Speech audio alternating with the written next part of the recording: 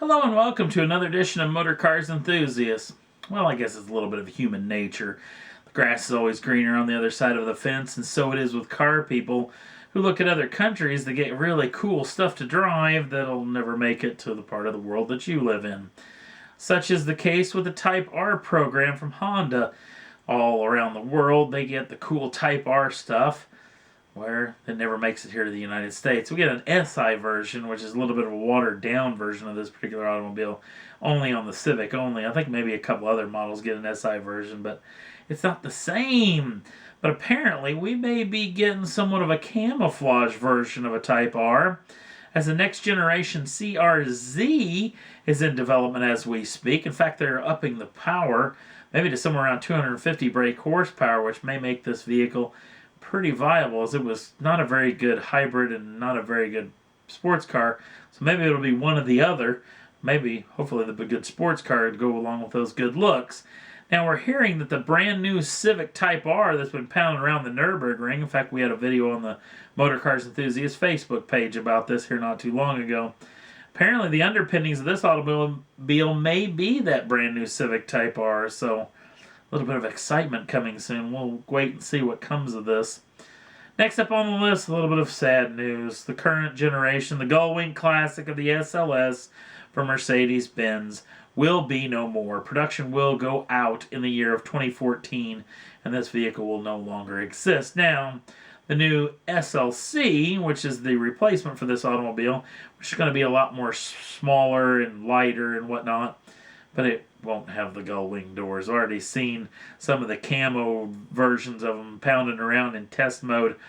No gull wing doors. But that being said, we have another year or two with the old SLS, but it'll be gone in mid-2014. I guess that will be, gosh, it's not even a year from now. So, sad days. More sad days coming from Toyota, too.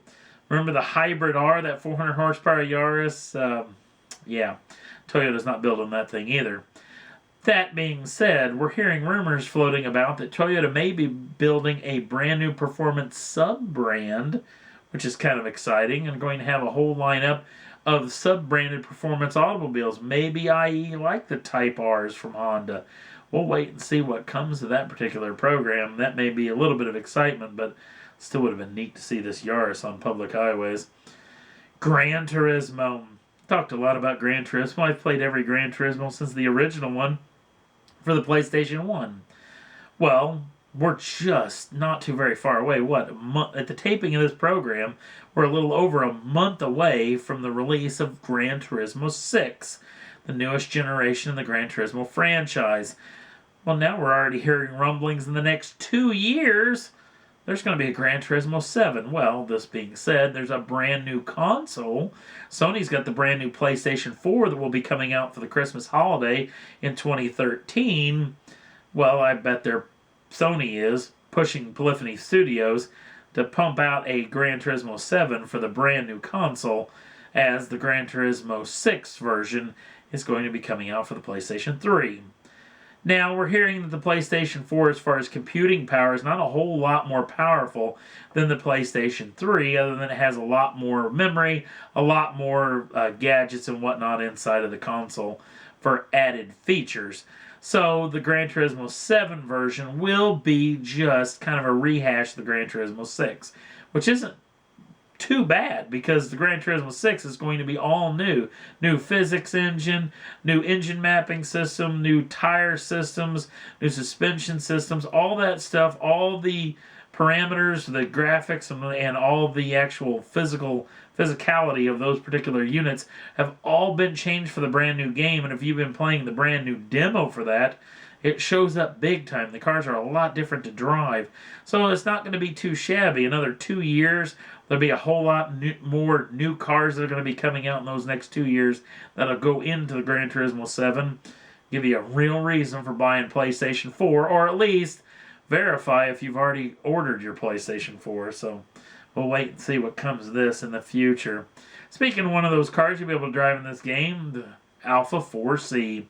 Alfa has not let out a whole lot of information, but now the whole floodgates have been opened. This vehicle will be going on sale very, very soon. This thing has a 1742cc turbo 4-cylinder that's mid-mounted, and it's hooked up to a dual dry clutch 6-speed automatic transmission. We're talking horsepower numbers of 240 brake horsepower and 258 pounds-feet of torque. 0 to 62 comes in at 4.5 seconds with a top speed of 160 miles an hour. 62 to 0 braking distance comes in at 111 feet, and this vehicle's got full double wishbone suspension, all with McPherson struts. This thing's supposed to be a handling little monster and a lightweight to boot. Talking about cornering G's over 1G in the cornering skid pad. Now, the vehicle on the highway is actually getting 47 miles to the gallon, 24 in the city, which isn't too shabby to boot. Official UK pricing for this particular automobile has already been released and will come in at 45,000 euros, which is right at about 70 grand or a touch over 70,000 US dollars. We're hearing rumors that Alfa's going to price this thing somewhere between $45,000 and $70,000, which I know is a huge sloth, but we're not 100% sure where this vehicle will come in the pricing range. And also, speaking of the Nürburgring Nordschleife Loop, official numbers for this automobile lapping the Nordschleife Loop have come in, actually been leaked onto the interwebs. 8 minutes and 4 seconds, which isn't too very shabby, comes in right around the Porsche Cayenne, or Porsche Cayman, I should say, and the BMW M3, which is not too very shabby when it comes to this particular automobile. So it'll be exciting to see when this vehicle hits showrooms very, very soon. So check out your Alfa dealership if you got to have one of these little suckers. Next up on the list, the Model S is in the news as actual auto car over in the UK. Magazine got a hold of one of these things and took it to one of their special locations where there was a rolling road or a chassis dyno. Put it on there just to see what kind of power this thing makes. Now, sadly, with no flywheel, they really couldn't come down with a torque number, which is really what I would love to hear. But at the rear wheels, this thing is putting down 428 brake horsepower, which is pretty doggone massive. Pretty interesting deal. If you want to check it out, it's over on the Autocar website. Next up on the list, actually Mark Lieb, who's the head performance driver for the Porsche 918 project. In fact, the guy who did the 6 minute and 57 second lap around the Nordschleife Loop, well, he's letting out that they actually left a lot on the table.